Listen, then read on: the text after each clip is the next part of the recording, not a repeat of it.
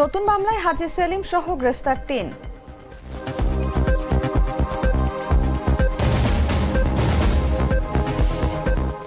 গণধর্ষণের হুমকি দেওয়া সে শিক্ষার্থীকে বহিষ্কার করল ঢাবি।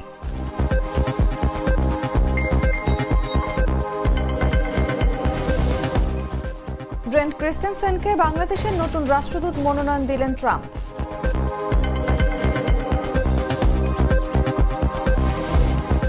ভেনেজুয়েলার নৌযানে যুক্তরাষ্ট্রের হামলা, নিহত অন্তত ১১।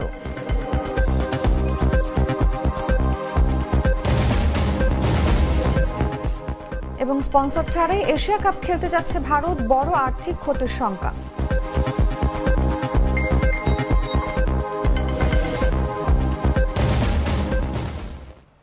এতক্ষণ শুনছিলেন সংবাদ শিরোনাম। দর্শক আমন্ত্রণ দুপুর ১টা সংবাদে, সঙ্গে আছি আমি অনুভা বিশ্বাস। ড্রপ এতে ব্যবহৃত ইনসেক্টস রিপেলেন্ট মাস্টার ব্যাচ পোকামাকড় থেকে কাপড়কে রাখে সম্পূর্ণ সুরক্ষিত। আরএফএল ওয়্যার ড্রপ, যত্নে থাকুক ভালোবাসা। এবারে চলে যাচ্ছি পুরো খবরে। অতীতের সব রেকর্ড ভেঙে নতুন উচ্চতায় পৌঁছেছে স্বর্ণের দাম। বিশ্ববাজারে $৩,৫০০ ছাড়িয়ে গেছে প্রতি আউন্স স্বর্ণের দাম। জানা গেছে মার্কিন ডলার দুর্বল হয়ে পড়ার পাশাপাশি চলতি মাসে যুক্তরাষ্ট্রের কেন্দ্রীয় ব্যাংক ফেডারেল রিজার্ভ সুদের হার কমাতে পারে, এমন আশঙ্কায় বিনিয়োগকারীরা নতুন করে সোনা কেনার দিকে ঝুঁকে পড়েছেন। এর ফলেই এমন লাভ দেখা গেছে স্বর্ণের দামে। রয়টার্সের খবরে বলা হয়, মঙ্গলবার বিশ্ববাজারে স্বর্ণের দাম $৩,৫০৮.৫০ মার্কিন ডলার উঠেছে প্রতি আউন্স। বাংলাদেশি মুদ্রায় যা প্রায় $৪,২১,০২০ টাকা বা $1 সমান ১২০ টাকা ধরে। এই হিসেবে বিশ্ববাজারে প্রতি ভরি সোনার দাম পৌঁছেছে $১,৭৩,২৬০ টাকায়। হিসাব করে দেখা যাচ্ছে চলতি বছর এখন পর্যন্ত ৩০% বেশি বেড়েছে সোনার দাম, যা ইতিহাসের সর্বোচ্চ।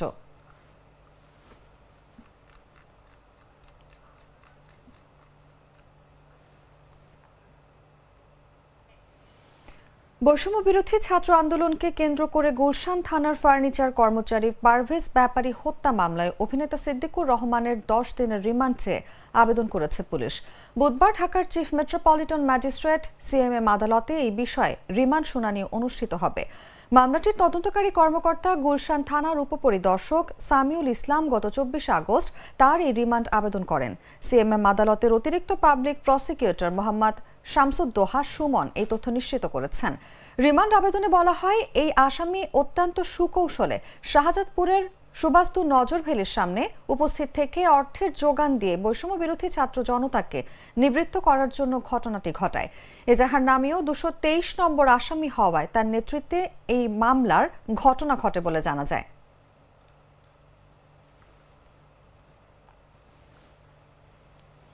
সামাজিক যোগাযোগ মাধ্যমে এক ছাত্রীকে ধর্ষণের হুমকি দেওয়ার ঘটনায় ঢাকা বিশ্ববিদ্যালয়ের সমাজবিজ্ঞান বিভাগের ২০২০-২১ সেশনের শিক্ষার্থী আলী হোসেনকে বিশ্ববিদ্যালয় থেকে ৬ মাসের জন্য বহিষ্কার করা হয়েছে। একই সঙ্গে আলী হোসেনের বিরুদ্ধে আনীত অভিযোগটি বিশ্ববিদ্যালয়ের যৌন নিপীড়ন বিষয়ক কমিটিতে প্রেরণ করা হয়েছে। বুধবার এই বিষয়ে গঠিত প্রক্টোরিয়াল সত্যানুসন্ধান কমিটির সুপারিশের আলোকে তাকে বহিষ্কারের এই সিদ্ধান্ত গ্রহণ করা হয়। এটি বিশ্ববিদ্যালয় অর্ডারে প্রদত্ত প্রক্টরের এখতিয়ারভুক্ত সর্বোচ্চ শাস্তি। আলী হোসেন শহীদ সার্জেন্ট জহুরুল হক হলের শিক্ষার্থী। এর আগে তার শাস্তির দাবি জানিয়ে বিশ্ববিদ্যালয়ের কাছে লিখিত অভিযোগ জানিয়েছিল ইসলামী ছাত্র শিবির এবং ডাকসু নির্বাচনে অপরাজেয় ৭১, অদম্য ২৪ প্যানেল। গেল ৩১ আগস্ট ডাকসু নির্বাচনে ইসলামী ছাত্র শিবির সমর্থিত ঐক্যবদ্ধ শিক্ষার্থী জোট প্যানেলের জিএস প্রার্থী এস.এম. ফরহাদের প্রার্থিতা চ্যালেঞ্জ করে হাইকোর্টে রিট করেন ঢাকা বিশ্ববিদ্যালয়ের এক ছাত্রী।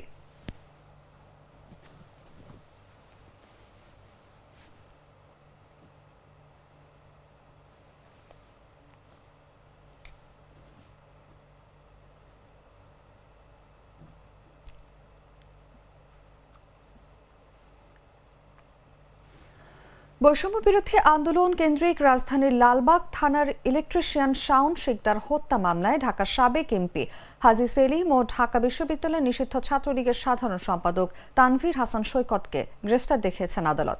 নিউ মার্কেট থানার এক হত্যা চেষ্টা মামলায় নিষিদ্ধ ছাত্রলীগের সাবেক গণশিক্ষা বিষয়ক সম্পাদক মুকিব মিয়াকে গ্রেফতার দেখানো হয়েছে। বুধবার ঢাকার মেট্রোপলিটন ম্যাজিস্ট্রেট জি.এম. ফারহান ইশতিয়াকের আদালত শুনানি শেষে এই আদেশ দেন। এদিন আসামিদের আদালতে হাজির করে মামলার তদন্তকারী কর্মকর্তারা গ্রেফতার দেখানোর আবেদন করেন। পরে আদালত সেটি মঞ্জুর করেন। শাওন হত্যার মামলা সূত্রে জানা যায়, জুলাই আন্দোলন চলাকালে গত বছরের 19 জুলাই লালবাগ থানাধীন আজিমপুর এলাকা দিয়ে বাসায় ফিরছিলেন শাওন শিকদার। ঘটনার দিন ইডেন মহিলা কলেজের সামনে পৌঁছালে আসামিদের ছোড়া গুলিতে গুলিবিদ্ধ হয়ে নিহত হন তিনি।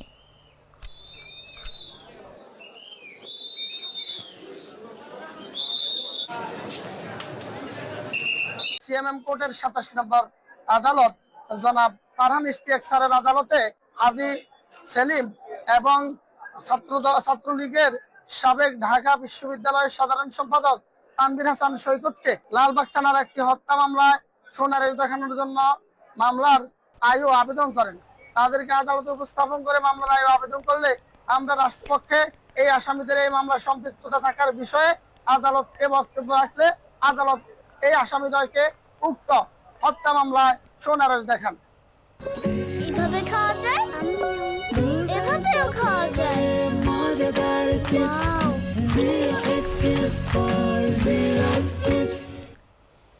দিনাজপুরের বিরল উপজেলার রানীপুকুর ইউনিয়নের হালজাই শালতলার বাসিন্দা সারওয়ার সেলিম মালয়েশিয়া থেকে দেশে ফিরে মরিচ চাষে অসাধারণ সাফল্য অর্জন করেছেন।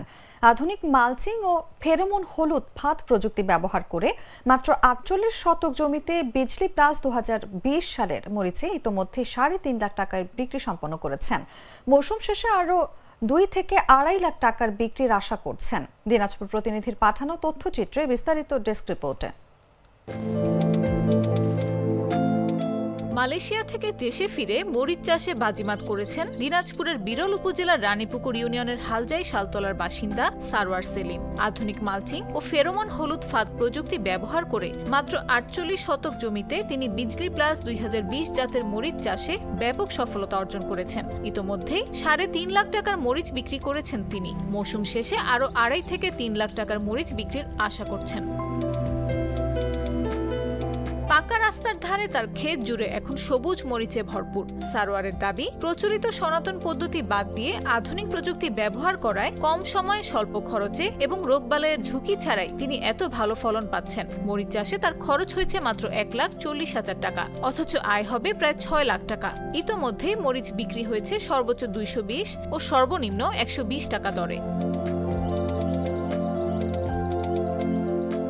সারওয়ার জানান, মালয়েশিয়ায় 7 বছর কাটানোর পর 2023 সালের অক্টোবরে দেশে ফিরে ইউটিউব ও উপজেলা কৃষি কর্মকর্তার পরামর্শ নিয়ে প্রথমে করল্লা এবং পরে বর্ষাকালীন মরিচ চাষ শুরু করেন। তার মতে, বাপদাদার আমলের পদ্ধতিতে আর সফলতা পাওয়া যাবে না, এখন সময় স্মার্ট কৃষির। আমি খরচ করছি এখানে ইন টোটাল 1,60,000 টাকা আসবে আমার, এটা আমার খরচ। কিন্তু টোটাল দাম লাগতে পারে 6 থেকে 7 লক্ষ টাকা, প্রায় 4-5 লাখ টাকা আমার এখানে প্রফিট থাকবে। এটা ইনশাল্লাহ এটা আশা করতে পারি আমি এই যুবকদের উদ্দেশ্যে বলতে চাই, তারা এখন কিন্তু গেম খেলে টাইম নষ্ট করতেছে। এগুলো না করে যদি জমি লিজ নিয়েও যদি স্মার্ট পদ্ধতিতে কৃষি করে তারা ইমপ্রুভ হবে। স্থানীয় মরিচ ব্যবসায়ীরা বলেন, বর্ষায় মরিচের উৎপাদন কম হয় বলে দামও বেশি থাকে। সেলিমের মরিচ এবার 230 টাকা কেজি পর্যন্ত কিনেছেন তারা। আমার ছোট ভাই আমার গ্রামে সেলিম, তার কালকে মন নিয়ে গেছি 120 টাকা কেজি কাটা বেচছি, মানে পাইকার কাছে 120 টাকা বেচছি, পরে 130 টাকা দাম। খুচরা কাস্টমার নয়, কিন্তু পাইকার কাছে দিছি, ওরা কিন্তু খুচরা বেচবে। কিন্তু বিষয়টা হচ্ছে কি, কালকে মাল নিয়েছি, আজকে টাকা দিলাম 120 টাকা কেজি মাল, ওদেরকে দিলাম, কেন উনি কিন্তু খুব একটা খুশি। নিউজ ডেস্ক, জাগো নিউজ। বিএনপির কেন্দ্রীয় কমিটির গবেষণা বিষয়ক সম্পাদক ও আরাফাত রহমান কোকো ক্রীড়া সংসদের কেন্দ্রীয় সাধারণ সম্পাদক কৃষিবিদ শামীমুর রহমান শামীম বলেছেন, বিএনপির চেয়ারপারসন বেগম খালেদা জিয়া ও তারেক রহমানের নির্দেশে আরাফাত রহমান কোকো ক্রীড়া সংসদের উদ্যোগে সারা দেশে তরুণদের মাঝে ক্রীড়া সামগ্রী বিতরণ করা হচ্ছে। বিএনপির 47তম প্রতিষ্ঠা বার্ষিকী উপলক্ষে মোংলার মিঠাখালী মাঠে আরাফাত রহমান কোকো ক্রীড়া সংসদের আয়োজনে অনুষ্ঠিত 8 দলীয় ফুটবল টুর্নামেন্টের উদ্বোধনী অনুষ্ঠানে প্রধান অতিথির বক্তৃতায় তিনি কথা বলেন।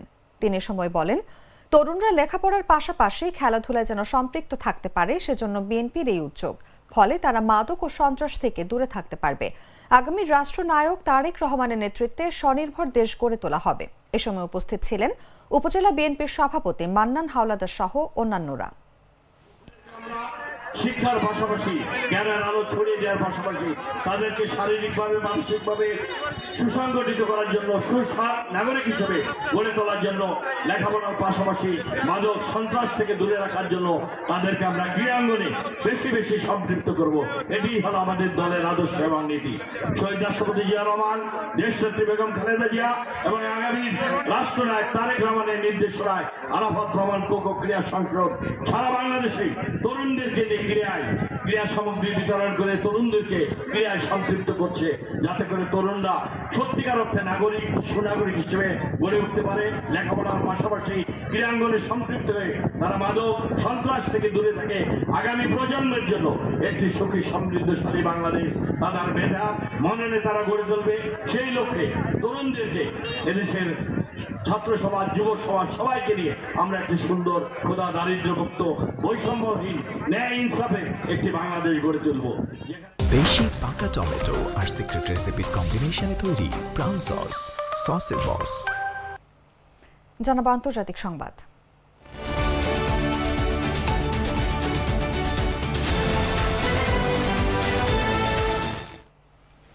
মার্কিন প্রেসিডেন্ট ডোনাল্ড ট্রাম্প বাংলাদেশের জন্য যুক্তরাষ্ট্রের রাষ্ট্রদূত পদে পেশাদার কূটনীতিক ব্রেন টি ক্রিস্টেনসেনকে মনোনীত করেছেন। হোয়াইট হাউস এই মনোনয়নের বিষয়টি দেশের সিনেটে শুনানির জন্য পাঠিয়েছে। ক্রিস্টেনসেনের দীর্ঘ কূটনৈতিক ও প্রশাসনিক অভিজ্ঞতা রয়েছে এবং তিনি 2025 সালের 20 জানুয়ারি থেকে আন্ডার সেক্রেটারি হিসেবে দায়িত্বে নিযুক্ত ছিলেন। বিস্তারিত জাগো রিপোর্টে।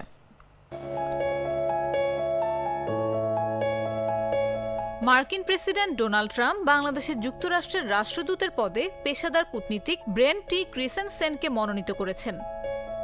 হোয়াইট হাউস এই মনোনয়নের বিষয়টি মঙ্গলবার দেশের সিনেটে শুনানির জন্য পাঠিয়েছে বলে জানিয়েছে মার্কিন পররাষ্ট্র বিভাগ। ক্রিস্টেনসেনের দীর্ঘ কূটনৈতিক ও প্রশাসনিক অভিজ্ঞতা রয়েছে। 2025 সালের 20 জানুয়ারি তাকে প্রেসিডেন্ট ট্রাম্প অস্ত্র নিয়ন্ত্রণ ও আন্তর্জাতিক নিরাপত্তা বিষয়ক আন্ডার সেক্রেটারির দায়িত্বে নিযুক্ত জ্যেষ্ঠ কর্মকর্তা হিসেবে মনোনীত করেন। 2022 সালের আগস্ট থেকে 2025 সালের জানুয়ারি পর্যন্ত তিনি যুক্তরাষ্ট্রের কৌশলগত কমান্ডারের পররাষ্ট্রনীতি বিষয়ক উপদেষ্টা হিসেবে দায়িত্ব পালন করেছেন। এ সময় তিনি কমান্ডারের কাছে ইউএসএস স্ট্র্যাটকমের বৈশ্বিক কৌশলগত প্রতিরোধ মিশনের পররাষ্ট্র নীতিগত প্রভাব সম্পর্কে পরামর্শ দিতেন।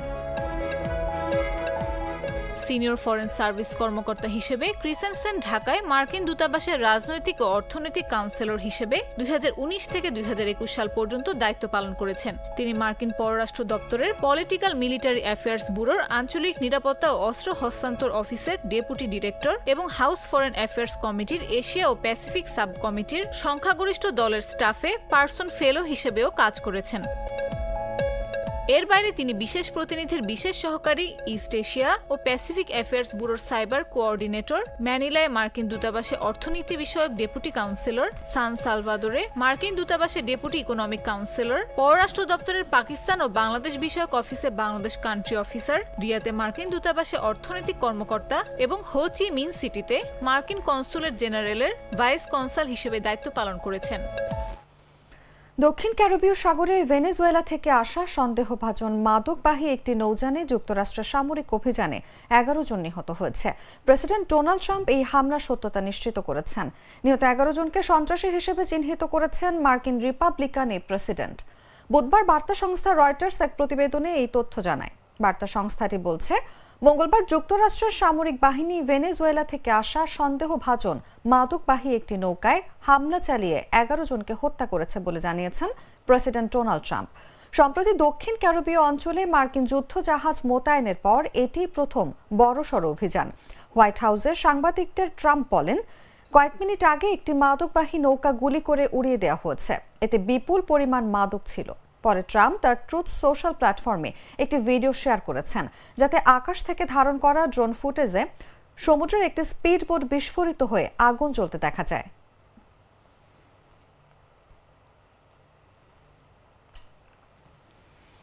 ভারতের উত্তরপ্রদেশের হারদুই জেলায় দীর্ঘ 8 বছর আগে নিখোঁজ হওয়া স্বামীকে হঠাৎ সামাজিক যোগাযোগ মাধ্যম ইনস্টাগ্রামের একটি ভিডিওতে দেখতে পান তার স্ত্রী। ভিডিওতে দেখা যায় তিনি অন্য এক নারীর সঙ্গে বসবাস করছেন এবং পালিয়ে গিয়ে আরেকটি বিয়ে করেছেন বলে অভিযোগ উঠেছে। বিস্তারিত জাগো রিপোর্টে। দীর্ঘ ৮ বছর আগে নিখোঁজ হয়েছিলেন স্বামী।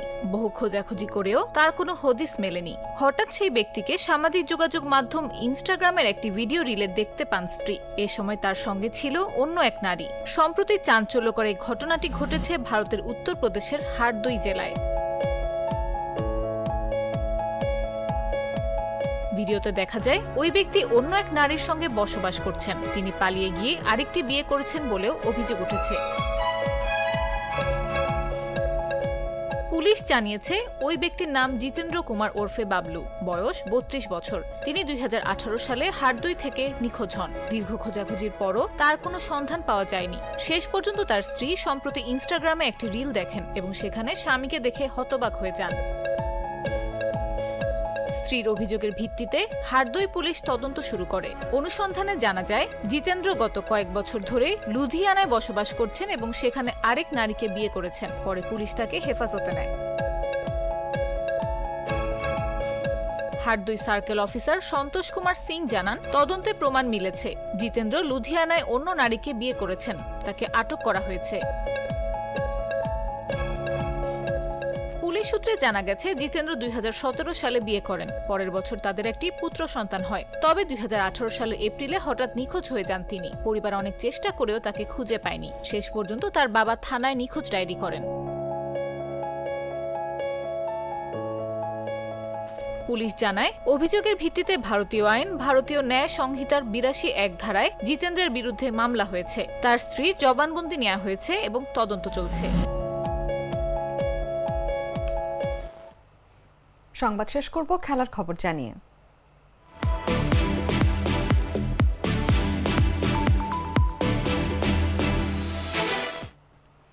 মূল স্পন্সর ছাড়াই আসন্ন এশিয়া কাপ খেলতে যাচ্ছে ভারত। গত মাসে ড্রিম 11 ভারতীয় ক্রিকেট বোর্ড বিসিসিআইয়ের সঙ্গে করা চুক্তি থেকে সরে দাঁড়ানোর তৈরি হয়েছে এই সংকট। মঙ্গলবার নতুন স্পন্সর খোঁজার প্রক্রিয়া শুরু করেছে বিসিসিআই। জাতীয় দলের লিড স্পন্সরশিপ অধিকার পেতে আগ্রহী প্রতিষ্ঠানগুলোর কাছে আবেদনপত্র প্রেরণের আহ্বান জানিয়েছে সংস্থাটি। আগ্রহী প্রতিষ্ঠানগুলো আগামী 12 সেপ্টেম্বর পর্যন্ত আবেদনপত্র সংগ্রহ করতে পারবে এবং 16 সেপ্টেম্বরের মধ্যে বিড জমা দিতে হবে। তবে এর আগে 9 সেপ্টেম্বর থেকে শুরু হয়ে 28 সেপ্টেম্বর পর্যন্ত চলবে এশিয়া কাপ। গেল মাসে ভারত সরকার অনলাইন গেমিং প্রচার ও নিয়ন্ত্রণ বিল পাশ করে, যেখানে রিয়েল মানি গেমিং নিষিদ্ধ করা হয়। আর ড্রিম 11-এর মূল ব্যবসাই ছিল এই রিয়েল মানি গেমিং। এই পরিস্থিতিতে ড্রিম 11 বিসিসিআইকে জানায় যে তাদের চুক্তি থেকে সরে দাঁড়াতে হবে। চুক্তিতে সরকারিভাবে কোনো নিয়ম পরিবর্তন হলে বেরিয়ে যাওয়ার ধারা ছিল।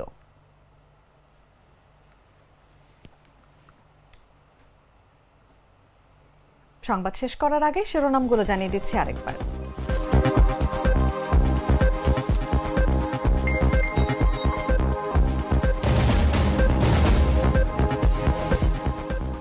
নতুন মামলায় হাজী সেলিম সহ গ্রেফতার 3।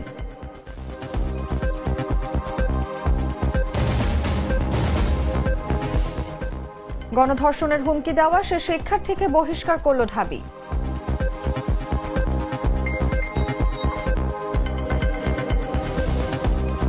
ব্রেন ক্রিস্টেনসেনকে বাংলাদেশের নতুন রাষ্ট্রদূত মনোনয়ন দিলেন ট্রাম্প।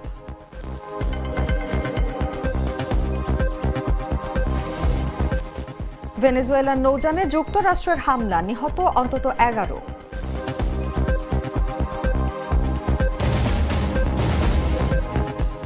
এবং স্পন্সর ছাড়াই এশিয়া কাপ খেলতে যাচ্ছে ভারত, বড় আর্থিক ক্ষতির শঙ্কা।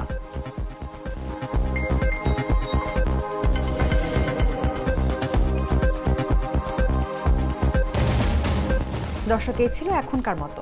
এরপর দেখবেন দুপুর 3টার সংবাদ। প্রতি মুহূর্তে সর্বশেষ খবর জানতে ভিজিট করুন jagonews24.com। ফলো করুন আমাদের ভেরিফাইড ফেসবুক পেজ এবং সাবস্ক্রাইব করুন জাগো নিউজের ইউটিউব চ্যানেল। ধন্যবাদ এতক্ষণ সাথে থাকার জন্য।